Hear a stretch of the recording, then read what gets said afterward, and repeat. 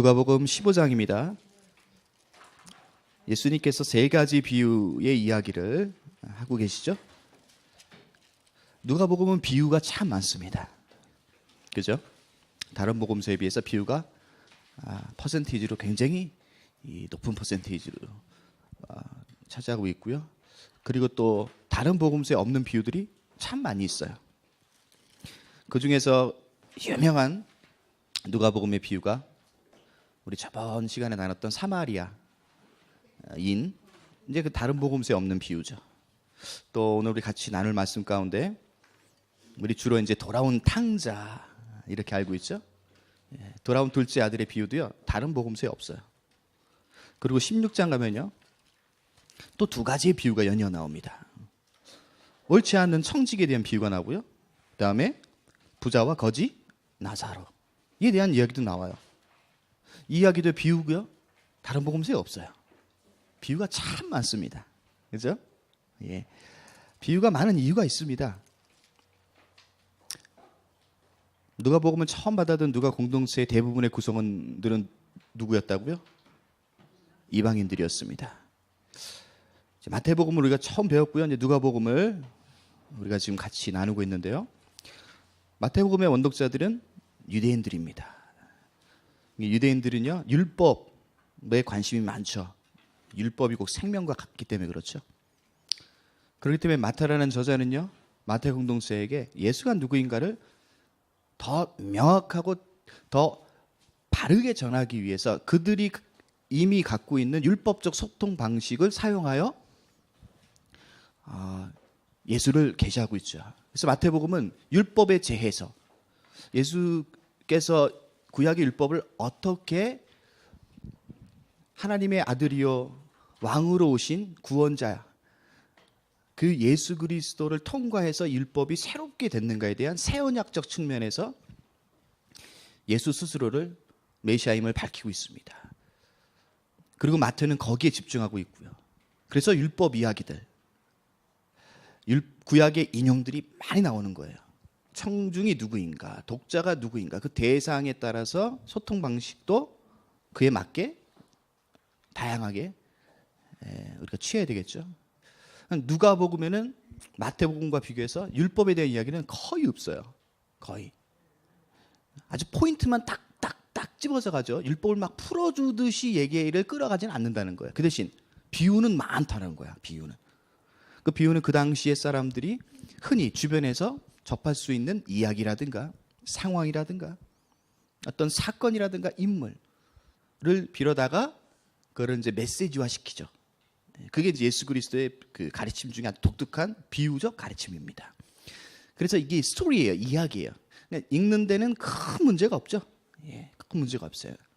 그런데 비유는요, 이 비유를 왜 했느냐에 대한 그 비유를 꺼내든 자의 의도를 분명히 알 때 비유의 핵심적인 메시지를 잘 우리가 찾아낼 수 있습니다.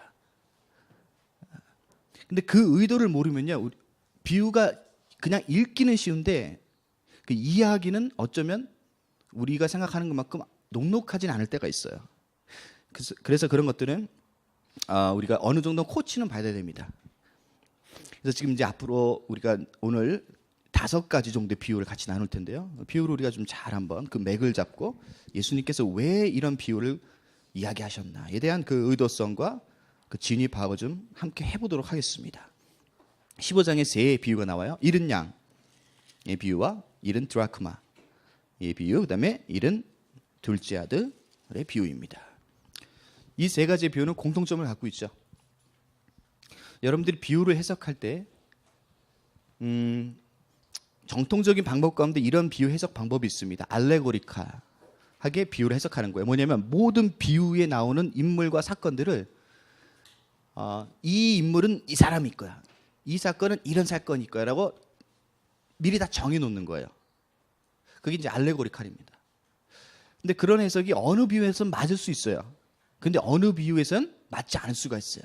그렇기 때문에 무조건 비유에 나오는 인물을 그냥 너무 쉽게 이 인물은 예수야, 이 인물은 죄인이야 이렇게 다 갖다 붙이면은 곤란할 수가 있어요. 그래서 비유는 처음부터 끝까지 다 전체를 읽어본 후에 그 비유를 말씀하신 예수 그리스도와 또 누가복음을 우리가 배우고 있으니까 이 누가복음을 쓴 누가의 저자가 도대체 어디에 있는가에 대한 기본 파악을 먼저 하는 게 굉장히 중요합니다. 세 가지 비유의 공통점이 뭡니까? 뭘 잃어버렸다는 거예요. 그죠? 첫 번째, 양을 잃었어요. 두 번째, 드라크마를 잃었어요. 세 번째, 아들을 잃었어요. 잃은 자들이 있죠. 그러니까 잃어버린 물건이 됐던 아니면 대상이 있는 거예요, 지금. 자, 이 잃은 양, 잃은 드라크마, 잃은 아들은요. 15장 1절 가보세요. 모든 세리와 죄인들이 말씀을 들으러 가까이 나오니 했을 때에 그 당시에 이제 바리새인들, 서기관들 2절에 나오죠. 바리새인 서기관들이 수군거려 이르되 이 사람이 죄인을 영접하고 음식을 같이 먹는다 하더라. 그때 예수께서 그들에게 이 비유로 이르시되 하면서 비유를 말씀하신 거예요. 정황이 그렇다는 거예요.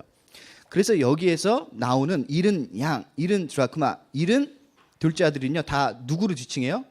세리와 죄인들을 지칭하는 겁니다.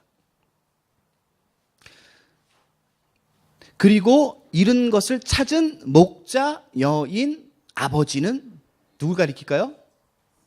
예수, 또 하나님 아버지를 뜻하고 있습니다. 그럼 이 세 가지 비유를 예수께서 왜 꺼내셨냐면요, 바로 바리새인들의 수군거림을 통해서 그들이 가지고 있는 잘못된 메시아상을 고치기 위함이죠. 그리고 이 예수가 도대체 이 땅에 왜 오셨는가에 대한 분명한 동기와 목적을 이해시키기 위해서 이 비유를 꺼내셨다는 거예요. 그렇기 때문에 최종 메시지는 간단합니다. 뭐예요? 예수님은 잃어버린 자를 찾으러 오신 구원자이시다. 이게 세 가지 비유에 있어서 가장 중요한 메시지죠. 그래서 예수는 누구인가를 우리가 이 메시지 비유를 통해서 알아가야 되겠고요. 두 번째는 예수를 보내신 하나님 아버지는 어떤 분인가예요. 이게 초점입니다. 잃어버린 바 된 양, 드라크마, 둘째 아들은 초점이 아니에요. 그것은 예수 그리스도가 왜 이 땅에 오셨는가를 밝혀내기 위한 요소로서 등장한 것뿐이에요. 그러니까 거기에 너무 집중하지 마시고 도대체 예수는 누구인가요? 우리가 함께 좀 집중하면서 비유를 풀어가는 게 1차적 비유를 이해하는 데 있어서 중요한 포인트다. 말씀을 좀 드리겠습니다. 자, 그래서 첫 번째 비유를 읽기 시작하죠. 3절입니다. 예수께서 그들에게 이 비유를 이르시되 너희 중에 어떤 사람이 양 100마리가 있는데 그 중에 하나를 잃으면 99마리를 들에 두고 그 잃은 것을 찾아내기까지 찾아다니지 아니하겠느냐? 뭐요? 찾아다닌다는 얘기죠. 지금 이 주인이 양을 몇 마리를 거느리고 있어요? 100마리입니다. 그 당시에는 농사로 치면요, 양을 100마리 정도 소유한 사람은 소장농에 속해요. 그러니까 이렇게 부유한 사람이 아닙니다. 그냥 근근히 먹고 살 정도, 보통 백성들의 수준, 그렇게 보시면 돼요. 그 소장농을 좀 넘어서 중 또는 대 정도 가려면 300마리에서 500마리 이상이 돼야 됩니다. 300마리, 500마리 이상이 되면요, 주인이 직접 치질 않아요, 양을요. 종을 부립니다. 근데 지금 여기서는 누가 직접 양을 치고 누가 직접 잃어버린 양을 찾으러 다녀요? 주인이. 그 포인트를 좀 이해하시면 좋을 것 같아요. 자, 그래서 이 주인이요 찾아다닙니다. 5절 보니까요 어떻게 돼요? 주인이 찾아냈습니다. 잃은 양을 찾아냈습니다. 그랬더니 주인이 마음이 어떻습니까? 즐겁죠. 기쁜 마음으로 가득 찼습니다. 그리고 그 양을 어떻게 해요? 어깨에 메고 와요. 어깨에. 여러분들 이렇게 입체적으로 좀 상상하시면서 성경을 읽어 나가셔야 돼요. 그러니까 얼굴에 기쁨이 가득 찬 주인 모습, 그리고 그 잃은 양을 어깨에 탁 메는 거예요. 어깨에 맸다는 게 뭡니까? 다시는 잃어버리지 않겠다는 의지예요. 그죠?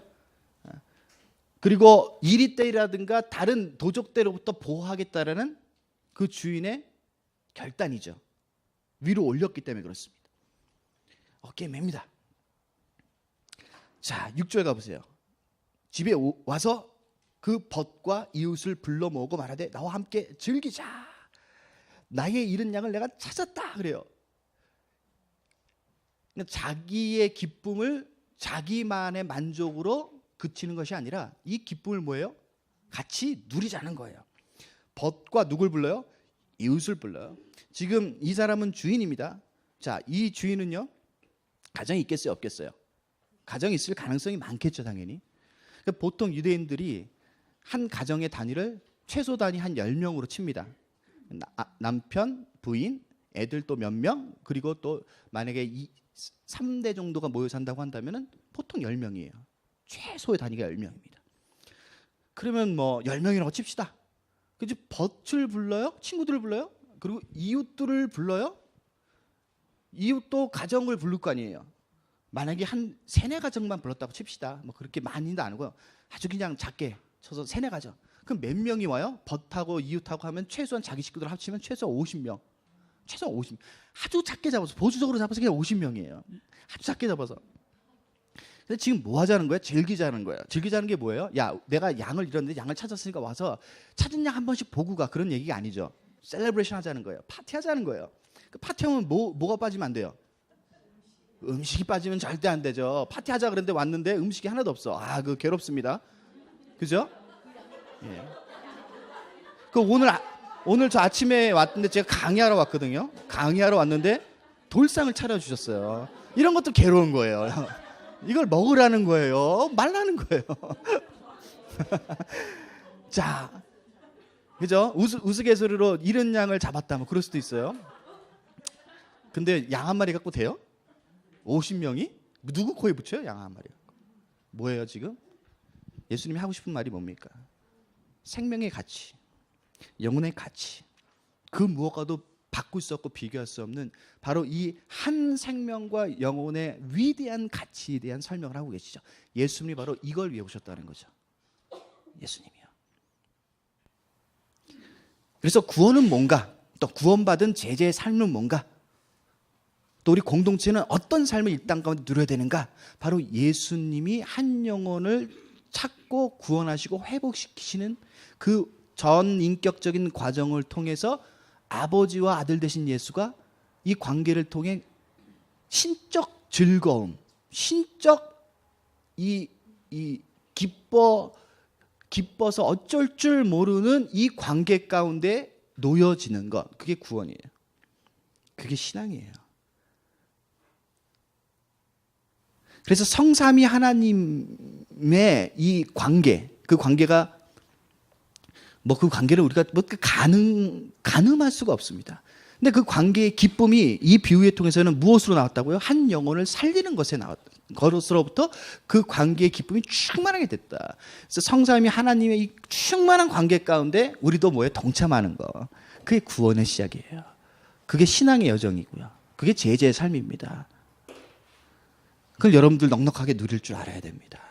이거는 세상에서 엔터테인먼트라든가 유의라든가 내가 세상에서 즐거워하는 것들을, 내가 원하는 것들을 하나님의 힘과 예수 그리스도의 이름을 빌어다가 내 욕망을 채우기 위한 즐거움이 이게 아니라는 거 아시죠? 그렇죠? 왜냐하면 14장으로 가보세요. 우리가 차트 같이 했던 부분인데요. 예수 그리스도께서 제자도에 대해서 얼마나 레디컬하게 말씀하십니까? 26절, 물은 내게 오는 자가 자기 부모와 처자와 형제와 자매와 더욱이 자기 목숨까지 미워하지 아니하면 능히 내 제자가 되지 못하고. 33절이요. 이와 같이 너희 중에 누구든지 자기 모든 소유를 버리지 아니하면 능히 내 제자가 되지 못하고. 자, 이 두 가지 제자가 되기 위해서는 어떻게 해야 되는가에 대한 내용을 우리가 지금 잠깐 읽었어요. 이게 쉬워요? 어려워요?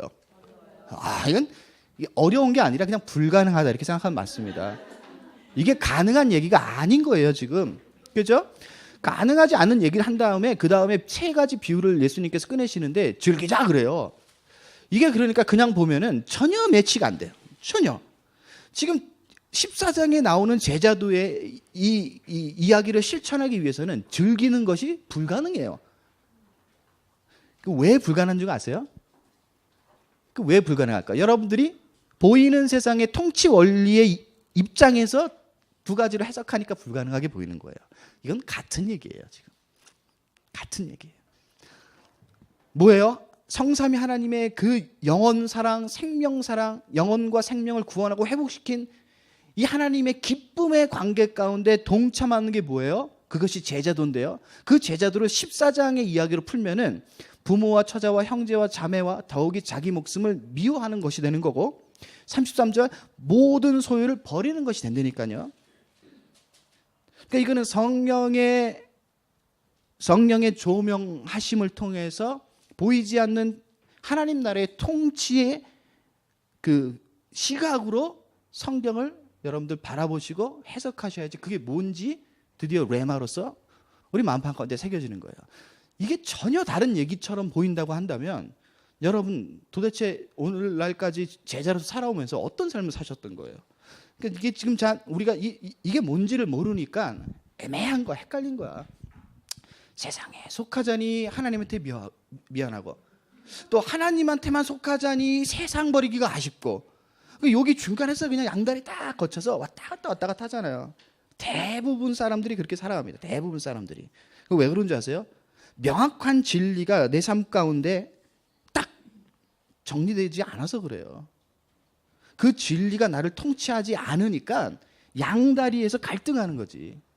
그러니까 갈등하다가 이제는 지치니까 어떻게 되는 거예요? 그냥 포기하게 되죠. 어떻게 포기해요? 그냥 이렇게 하나님 안으로 들어오는 것 같은 느낌이 들면은 거기에서는 성도요 제자가 되는 것 같고, 또 그렇지 않고 밖으로 나가면은 그냥 모르겠다면서 세속에 그냥 빠져서 사는지 안 사는지도 모르고 그렇게 그냥 살아가는 거예요, 삶을. 이렇게 이원화되고 그 이원화가 그냥 익숙해져 버려요. 그죠? 익숙해져요. 그렇게 익숙한 누가 공동체, 초대교회 제자들, 또 오늘날 우리들에게 그것에 익숙해지면 안 된다라고 지금 화두를 던지는 게 복음서고 말씀이에요.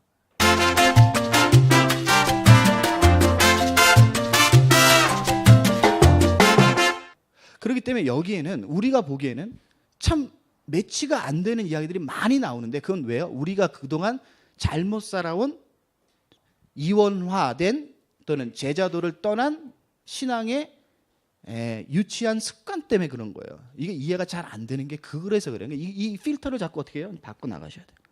이건 같은 얘기죠, 지금. 같은 얘기예요. 그러니까 이거는 보이지 않는 하나님 나라의 통치 세계에서 성령을 통한 영적인 환희와 영광과 기쁨을 누리는 자만이 이 이야기가 뭔지 알게 되는 거예요. 제가 아무리 여러분들을 말을 통해서 여러분들의 이 지적인 부분을 이해시킨다 하더라도 여러분들 삶과 인격으로 내려오지 않으면요, 이게 또 그때 들을 때는 그런 것 같은데 삶으로 들어가면요 다시 까먹어요. 그게 뭔지 몰라요. 그래서 성령의 충만함을 반드시 구하셔야 됩니다. 여러분들 계시를 하나님께 구하셔야 돼요. 그래서 이 말씀이 지적 부분에서만 이해되는 것이 아니라 우리 가슴으로, 우리 팔다리로 내려와서 자연스럽게 성령의 충만한 삶이 무엇인가를 우리 삶 가운데 정말 신비롭게 누리는 이 수준까지 우리가 가야 되겠죠, 그죠? 예. 그런 거룩한 욕심은요 얼마든지 내십시오. 그러니까 하나님을 알아가면 그렇게 될 수밖에 없는 겁니다. 그래서 같은 얘기로 보시는 게 맞죠. 그래도 좀 이해가 안 된다 그래서 한 가지만 풀어드릴게요. 다시 26절로 가보세요. 14장 26절입니다. 자기 부모와 처자와 형제와 자매와 더욱이 자기 목숨까지 미워하지 아니하면 능히 내 제자가 되지 못한다 그래요. 사람들은 이런 얘기를 합니다. 나는 내 스스로를 자기 부정과 나를 미워하는 거는 가능한 것 같은데 어떻게 내 처자식과 내 형제 자매를 미워할 수 있어? 그건 불가능한 것 같아. 그런 얘기 하죠. 나는 그래도 어떻게 돼도 괜찮아. 근데 어떻게 내 처자식과 이 형제 자매를, 이건 말이 안 되는 거야. 이건 너무하다. 큰 착각이죠. 그게 자기를 버리지 못하는 거예요. 이건 다 연동되어 있는 거예요. 뭘 따로 떼어서 이건 가능하고 이건 불가능하고 그게 아니라 자기 부인과 자기를 미워하는 게 안 되면요, 그 다음은 다 안 되는 거예요. 그러니까 나는 이건 되는데 저건 된다, 저건 안 된다, 그런 건 없어요. 그러니까 여기서 핵심은 뭐냐면은 자기 목숨을 미워하면요, 그 다음의 것은 그냥 따라와요. 그러니까 이걸 따로따로 떼어놓지 말자는 거죠. 근데 문제가 생기죠. 도대체 미워한다는 게 무슨 말이에요? 미워한다는 게? 이게 미워한다는 말은 헬라어로 미세인데요. 여기에 대한 오해가 있죠. 그냥 한국 성경에서는 미워하지 아니하면, 그 미워하라는 얘기잖아요. 이건 헤이트하라는 얘기예요? 그러면 예수님께서 얘기했던 모든 사랑과 긍휼과 자비의 그 전의 이야기들과 메시지는 다 없어져, 이상해져 버리는 거예요. 그죠? 그 말이 안 되잖아. 사랑하라 그러고 국민을 여기라 그러고 하나님이 사랑하든 이웃을 사랑하라는데 갑자기 미워하라 그래요. 그러니까 이 번역이라든가 이 당시에 또 그 나라의 사람들에 맞는 언어로 이거를 트랜슬레이트 할 때 갖고 있는 고정관념이 성경을 해석하는데 방해를 일으켜요. 그러니까 그냥 문자상 보면 정말 미워하라는 것이 헤이트하는 것처럼 여겨지잖아요. 그런 게 아니죠. 그 생명과 영혼을 악의를 갖고 미워하라고요? 말이 돼요? 그건 말이 안 됩니다. 그러니까 그런 뜻이 아니다라는 거예요, 여기서는요. 그럼 뭐냐? 악의적 마음이 아니라 덜 사랑하라는 얘기예요. 덜 사랑하라는 거. 누구보다 덜 사랑하라는 거예요? 그 대상이 있겠죠. 반대쪽 대상. 하나님과 예수 그리스도예요. 자, 제가 첫 번째에 대한 오해를 풀어드렸어요. 미워한다는 게 헤이트하고 싫어하라. 그 영혼을, 그 생명을 이 죄성을 갖고 악의적으로 대하라. 그런 게 아니라는 거. 이해하셨죠? 두 번째. 덜 사랑하라는 뜻인데 뜻 자체가 이 단어의 의미가 하나님을 더 많이 사랑하라는 거잖아요. 그러면요. 이 부분이 우리가 대부분 갖고 있는 해석입니다. 그죠? 이것도 오해예요. 제가 왜 오해인지 여러분들에게 말씀드리겠습니다. 자, 자기보다 이웃보다 형제자매보다 하나님을 더 사랑한다는 게 도대체 뭐예요? 여러분들의 삶을 통해서 하나님을 나는 더 많이 사랑합니다라고 꺼내드릴 수 있는 증거들을 꺼내보세요. 어떤 거예요? 시간으로 한번 꺼내보세요. 시간으로. 만약에 내가 나를 포함한 모든 인간보다 하나님을 내가 더 많이 사랑해요. 더 사랑해요. 라는 것을 시간으로 증거해 보세요. 그러면 24시간 중에서 13시간은 하나님과 함께 있고 11시간은 이웃과 함께 있는 거예요? 그러면 시간적으로 하나님을 더 많이 사랑하게 되는 거예요? 그런 평가와 그런 실천이 가능해요? 불가능하죠. 장소적으로도 증거해 보세요. 어떻게 증거할래요? 교회에 더 오래 있으면 하나님 더 사랑하는 거예요? 그럼 뭐예요? 하나님을 더 사랑한다는 게 무슨 얘기예요? 아무도 증명 못 해요. 그죠? 근데 그냥 마음 가운데 는 하나님 더 사랑한다고 그냥 자기가 그렇게 생각과 필링을 갖고 있는 것 뿐이야. 그렇지 않죠. 그럼 뭐가 또 이상해지냐면요. 선한 사마리아 이야기뿐만 아니라 예수께서 계속해서 무슨 얘기를 해요? 하나님 사랑은 이웃 사랑이고 이웃 사랑은 하나님 사랑이에요. 거기에 질적 차이가 있다 없다? 없어요. 질적 차이가 있다라고 생각하는 건 우리의 생각이라니까요. 질적 차이가 있으면 안 돼요. 질적 차이가 있으면요. 예수님이 이 땅에 오실 이유가 없다니까요. 예수님이 이 땅에 왜 오셨다고요? 하나님 아버지를 사랑한 것 같이 누구 사랑하기 위해서? 죄인을 사랑하기 위해서 오셨어요. 그러니까 죽으신 거죠. 그죠? 거기에 질적 차이가 있으면요. 죽으실 필요가 없어요. 죽으면 안 돼요. 그럼 아들 예수는 하나님을 어떻게 사랑하신 거예요? 죽기까지 사랑하신 거죠. 그러면 죄인은 어떻게 사랑하신 거예요? 안 죽기까지 사랑한 거예요? 덜 사랑한 거예요? 그렇지 않죠. 죽으셨잖아요. 그게 증거라니까요. 그게 십자가예요.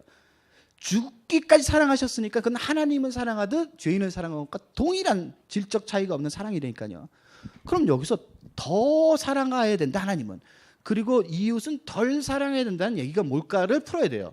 그죠? 여기에 오해가 있어요. 여러분들이 지금까지 말로는 난 하나님을 더 사랑해요. 근데 증거를 나보세요. 그러면 증거 아무도 못 꺼내놔요. 그러니까 자기가 꺼내놓은 정도의 증거는요, 다 종교에 매여 있죠. 나는 열심히 예배 잘 드리니까. 자, 예배에 나오는 것과 그렇지 않고 이웃을 어떻게 해서든지 섬기고 사랑할 수 있는 무슨 기회가 동시에 주어졌다 한다면 내가 장소적 선택에 의해서 난 예배를 왔으니까 하나님을 더 사랑하게 되는 거예요? 그럼 이웃 사랑은 뭐예요? 우리가 다 이런 식으로 이혼하고 있어요. 제 말이 맞죠? 그게 하나님 더 사랑하는 거예요?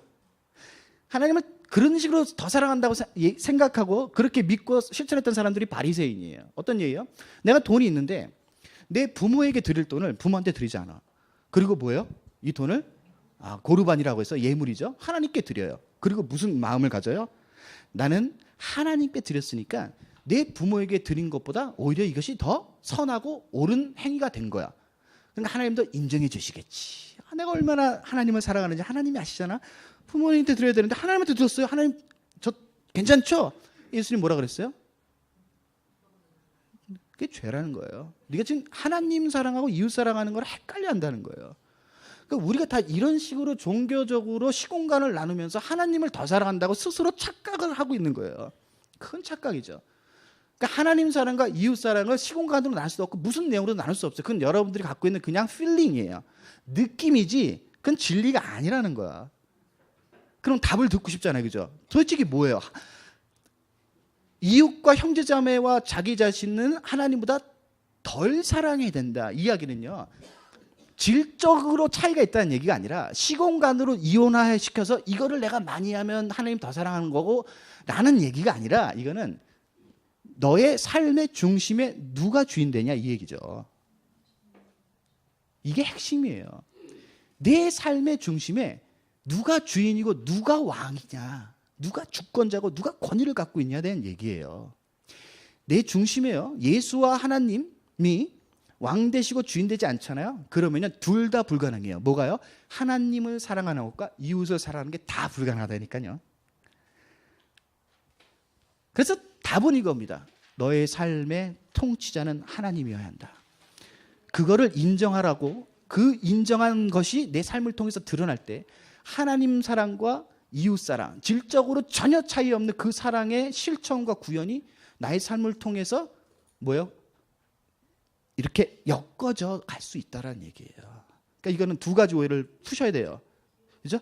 헤이트 하라는 게 아니에요. 악의를 갖고. 두 번째도 그걸 시공간이라든가 무슨 내용으로 나눠서 종교를 더 많이 하면 하나님이 더 사랑하니까 나는 괜찮은 사람이라고 증명하는 것 자체가 바리새인적이라는 거예요. 그렇지 않다는 얘기예요. 내가 하나님을 사랑하고 내가 이웃을 사랑하는 데서 도대체 그 사랑의 원동력과 사랑의 과정 가운데 사랑의 결식 가운데 도대체 누가 주인이시냐 그 얘기예요. 그 내가 주인이면요 둘 다 망해버려요. 둘 다 불가능해. 사랑하는 게. 내 이웃이 중심이 되잖아요. 둘 다 그것도 망해요. 돈이 중심이 되잖아요. 둘 다 망한다니까요. 하나님과 예수 외에 내 중심에 다른 것이 끼어들으면요 하나님 사랑하고 이웃 사랑하는 건 다 끝나버려요. 불가능해요. 어떨 때 가능하다고요? 우리 삶의 센터에 누가 주인 되셔야 돼요? 예수. 예수가 중심되면요 하나님 사랑과 이웃 사랑의 이 균형을 우리가 억지로 잡는 게 아니라 우리의 삶을 통해서 자연스럽게 성령이 우리를 그렇게 잡아가세요. 통치해 가세요. 여러분들 그런 삶을 사는 게 제자들이니까요. 여기에 대한 문자적 오해를 여러분들이 푸셔야 돼요. 이제는 그런 게 아니라는 거야. 우리는 자꾸 이 언론에서 나눈단 말이야. 내가 이렇게 하면은 뭐하고 저렇게 하면 그런 게 아니라 그냥 여러분들의 삶이 그런 거야. 삶이 가다가 가난한 사람 있으면 국률한 마음이 나. 그럼 내가 도와줄 수 있는 상황이 되고 또 마음을 주시면 그냥 도와주면 되는 거예요. 그것이 바로 하나님을 사랑하는 증거라는 거예요. 어린아이가 물을 먹고 싶어서 지금 이렇게 구하고 있는데 나한테 물이 있을 땐 그냥 가서 물을 주는 거예요. 냉수 한 그릇 주는 거예요. 그럼 그게 뭐예요? 그게 나를 사랑하는 거라고 예수가 얘기했잖아요. 예수님은 그래서 끊임없이 비유라든가 이야기를 들었을 때 본인을 사랑하는 것은 이웃을 사랑하는 거다라고 반드시 그렇게 이야기하고 마무리 짓습니다. 왜요? 예수님은 지금 이 땅 가운데 안 계시잖아요. 그죠? 하나님 우편에 계십니다. 물론 성령의 내주함으로 실존적으로는 신적인 내면화가 우리 가운데 일어나기 때문에 예수님 우리 안에 있습니다. 그죠? 그러면 내 안에 성령과 예수님과 하나님의 영이 거하다는 것을 무엇으로 증거할 수 있냐면은 종교로가 아니라 상대방을 섬기고 사랑하는 것 외에는 증명할 길이 없다라는 뜻이에요. 그죠? 아니 그런 사랑하고 섬기는 것 가운데 여러분들이 예배를 드리고 봉사를 하고 헌금을 내는 것 그중에 일부분 맞습니다. 그걸 하지 말라는 게 아니에요. 그 동기를 보라는 거예요. 그 동기와 그런 나의 실천이 도대체 내 삶에 누가 중심이 돼서 그런 것들을 하게 됐느냐를 살펴보시라는 얘기지 내가 그거 했으니까 난 하나님 사랑한 거예요. 더 많이 사랑한 거예요. 라고 자기 증명하는 데를 끌어들이시지 말라는 거예요. 그렇기 때문에 우리가 제너럴하게 일반적으로 얘기하는 종교 삶, 종교적인 생활이 있죠. 예배 드리는 거. 뭐 그런 모든 여러분들이 목록화시킨 그 모든 것들을 내가 어떤 동기와 목적에 의해서 하느냐를 끊임없이 살펴보셔야 돼요. 그렇지 않고 그게 습관적이거나 그것이 마치 하나님을 사랑하는 통정적인 증거라거나 그렇게 할 때에 마음이 평강하고 그렇게 안 하면은 마음이 불안하거나라는 이원론으로 자기의 느낌과 자기의 신념 체계를 정당화시키는 것으로 가면은 그 다음에는 이웃이 안 보인다니까. 이웃이 안 보여요. 그래서요 율법과 현대성은요, 복음과 구원을 얘기할 때는 자아에 중심을 둬요. 율법과 현대성은 자아에 초점을 맞춰요. 하지만 우리 지금까지 계속 복음서를 통해서 예수 그리스도를 배우고 있죠. 복음과 예수는요, 자아에 초점 맞지 않고 누구에 초점을 맞아요? 이웃에게 초점을 맞춰요. 이웃에게. 예수를 통해서 이웃을 보내니까요. 그래서요, 이기주의는요, 자기만 보는 거예요. 이기주의는 자기만. 개인주의는요, 자기를 통해서 이웃을 해석하는 거예요. 그게 개인주의입니다. 공동체주의는요, 공동체를 통해서 자기를 보는 겁니다. 진전이 되죠, 점점. 근데 예수의 제자는요, 예수를 통해서 모든 것을 봐야 돼요. 여러분들 어디까지 와 계십니까? 이기적입니까? 개인주의적입니까? 공동체주의입니까? 예수주의입니까? 예수주의까지 오셔야 돼요. 예수주의까지. 그럴 때 잃은 양을 찾은 목자, 즉 예수 그리스도 아버지의 그 즐거움에 참여하는 것이 뭔지를 그때야 비로소 깨닫기 시작하는 거죠. 성삼위 하나님께서 누리시는 관계의 이 파리 가운데, 이 축제 가운데 우리가 마음껏 그분들과 즐길 수 있다라는 거예요. 거기에 대한 이미 우리에게 주어진 특권과 책임이 있어요. 그게 십자가란 말이에요. 이게 십자가이기 때문에 모든 게 가능한 거죠. 그래서 끊임없이 성삼위 하나님 우리를 초대하시죠. 어디로요? 성삼위 하나님의 이 정말 신비로운 즐거움 가운데로 초대하세요. 그 안에 들어가면요, 제주도가 그냥 풀려요. 그래서 이것들을 여러분들이 잘 연결시켜서 보시는 그런 지혜가 있기를 개인적으로 소원합니다.